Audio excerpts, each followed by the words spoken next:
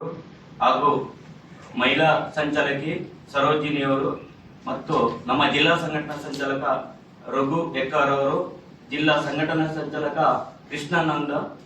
ಕೃಷ್ಣಾನಂದ ಬಜ್ಪೆಯವರು ಹಾಗೂ ಜಿಲ್ಲಾ ಕಾರ್ಯಕಾರಿ ಸಮಿತಿಯ ಸದಸ್ಯರಾದ ಬಾಲು ಕುಂದವರವರು ಹಾಗೂ ರಾಜಯ್ಯ ಸಿ ಡಿ ರಾಜಮಂಗಳೂರು ನಾವೆಲ್ಲ ಕೂಡ ಈ ಪತ್ರಿಕಾಗೋಷ್ಠಿಯಲ್ಲಿ ಭಾಗವಹಿಸಿದ್ದೇವೆ.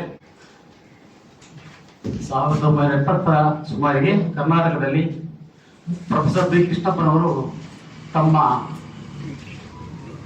ಕೆಲವು ಮಿತ್ರರೊಂದಿಗೆ ಸೇರಿಕೊಂಡು ಕರ್ನಾಟಕದಲ್ಲಿ ಸಂಘ ಸ್ಥಾಪಿಸಿದರು. ಇದರ ಮೂಲಕ ದಲಿತರಿಗೆ ಧ್ವನಿಯಾಗಿ ರಾಜ್ಯದಾದ್ಯಂತ ದಲಿತ ಸಂಘ ಸಮಿತಿಯನ್ನು ಪ್ರಚುರಪಡಿಸಿ ದಲಿತರ ಏನು ದಲಿತರಿಗೆ ಆಗ್ತಾ ಇದ್ದ ಅನೇಕ ದೌರ್ಜನ್ಯಗಳು, ಅತ್ಯಾಚಾರ, ಕೊಲೆ ಪ್ರಕರಣಗಳು ಇವುಗಳ ಬಗ್ಗೆ ಸೆಳೆದು ನಿಂತು ಅದರ ವಿರುದ್ಧ ಸಂಘಟಿತ ಹೋರಾಟವನ್ನು ಮಾಡಿ ಇಡೀ ರಾಜ್ಯದಲ್ಲಿ ಒಂದು ಒಳ್ಳೆಯ ಸಂಘಟನೆ ಎಂದು ಹೆಸರು ಪಡೆದಿತ್ತು. ಆ ಹೋರಾಟದ ಅಲೆಗಳು ಕರಾವಳಿಗೆ ಅಪ್ಪಳಿಸಿದವು.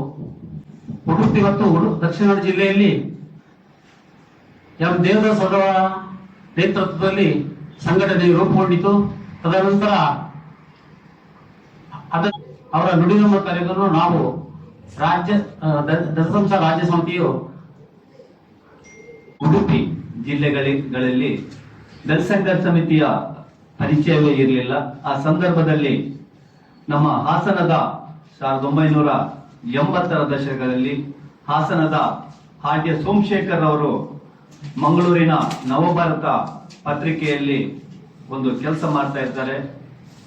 ಈಗಾಗಲೇ ನಮ್ಮ ಸಂಚಾಲಕರು ಹೇಳಿದಂತೆ ಈ ಸಂಘಟನೆಯು ರಾಜ್ಯ ಮಟ್ಟದಲ್ಲಿ ಎಲ್ಲ ಜಿಲ್ಲೆಗಳಿಗೂ ವ್ಯಾಪಿಸಿ ಕೊನೆಗೆ ಸಂದರ್ಭದಲ್ಲಿ ದೇವದಾಸರ ಒಂದು ಪರಿಚಯದ ಒಂದು ಕಾರಣದಿಂದಾಗಿ ಅವಳಿ ಜಿಲ್ಲೆಗಳಲ್ಲೂ ಸಂಘಟನೆಯ ಬೀಜವನ್ನು ಸೋಮಶೇಖರ್ ಅವರು ಬಿತ್ತುತ್ತಾರೆ.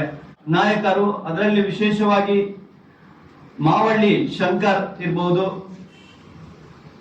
ಮತ್ತೆ ವೆಂಕಟಗಿರಿಯಯ್ಯ, ಸತ್ಯಭದ್ರವತಿ, ಗುರುಮೂರ್ತಿ, ಮತ್ತೆ ಶ್ರೀಧರ್ ಕಳವೀರ, ಬೇರೆ ಬೇರೆ ಸಂಘಟನೆಯ ರಾಜ್ಯ ಸಂಚಾಲಕರುಗಳು ಈ ಒಂದು ನುಡಿನಮನ ಕಾರ್ಯಕ್ರಮದಲ್ಲಿ ಭಾಗವಹಿಸಲಿದ್ದಾರೆ. ಜೊತೆಗೆ ನಮ್ಮ ಜಿಲ್ಲೆಯ ಮಾಜಿ ಉಸ್ತುವಾರಿ ಏರುಪೇರು ಅಥವಾ ಯಾವುದೇ ಒಂದು ಗಂಭೀರ ಸಮಸ್ಯೆಗಳಾದಾಗ ನಾವು ಎಲ್ಲ ಬಣಗಳನ್ನು ಮರೆತು ಒಂದಾಗುತ್ತೇವೆ. ಆ ಮೂಲಕ ಈ ರಾಜ್ಯ ಸರ್ಕಾರ ಅಥವಾ ಆಡಳಿತಕ್ಕೆ ಅಥವಾ ವಿರೋಧ ಪಕ್ಷಗಳಿಗೆ ಅಥವಾ ಕೋಮುವಾದಿಗಳಿಗೆ ಒಂದು ಎಚ್ಚರಿಕೆಯ ಸಂದೇಶ ಕೊಡುವ ಮುಖಾಂತರ ನಾವು ದೇವದಾಸರವರ ಒಂದು ಆತ್ಮಕ್ಕೆ ಗೌರವವನ್ನು ಸಲ್ಲಿಸ್ತಾ ಇದ್ದೇವೆ. ಜೊತೆಗೆ ಈ ಒಂದು ಕಾರ್ಯಕ್ರಮದಲ್ಲಿ ರಾಜ್ಯ ಮಟ್ಟದ ಒಂದು